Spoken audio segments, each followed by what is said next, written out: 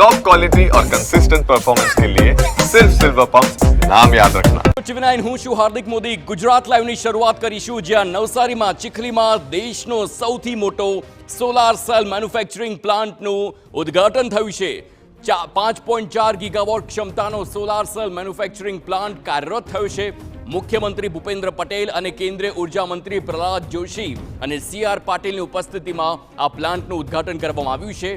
તો વારી solar company દ્વારા સ્થાપિત આ પ્લાન્ટ ભારતની સૌર ઉર્જા ક્ષમતામાં મહત્વપૂર્ણ વધારો કરશે।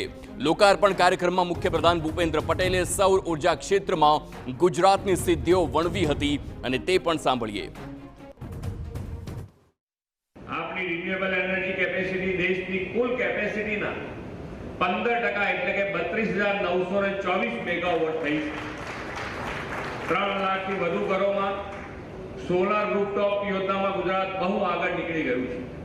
લોકોના વીજ બિલનું ભારણ નહિવત કરવાના લક્ષ્ય સાથે PM સૂર્ય ઘર મફત વીજળી યોજના શરૂ થઈ છે અને તેમાં પણ લગભગ 42%ના યોગદાન સાથે સમગ્ર દેશમાં ગુજરાત અગ્રીમ સ્થાન પર છે।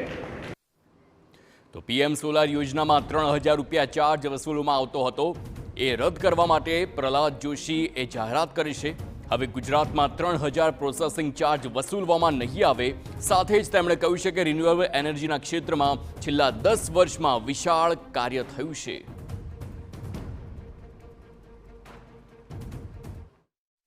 हमारा पॉलीसिलिकॉन से लेके मॉड्यूल तक, ग्रीन हाइड्रोजन से लेके ग्रीन अमोनिया से मेथनॉल तक भारत में ही बनेगा और भारत ग्रीन एनर्जी में will become the world leader।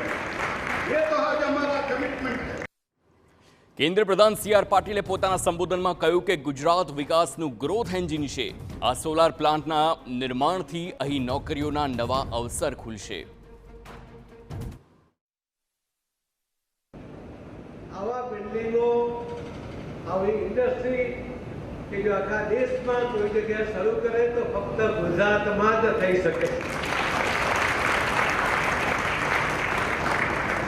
અને ગુજરાતમાં પણ દક્ષિણ ગુજરાત એ સૌથી અનુકૂળ જગ્યા છે। એટલે હિતેશભાઈ અને એમની ટીમ એમણે જે આ જગ્યા પસંદ કરી છે એમણે ખૂબ લાંબુ વિચારીને કરી છે અને એમના સિલેક્શનને કારણે એમને ઇન્ડસ્ટ્રીનો ગ્રોથ થાય, આ વિસ્તારનો ગ્રોથ થાય, બાકીના લોકોનો પણ ગ્રોથ થાય। એ બિલકુલ વિન મેચ છે અને તમારો બધાનો જ ગ્રોથ એ ચોક્કસપણે આ કંપની સાથે જોડાયેલો છે। રાજ્યમાં ભર ઉનાળે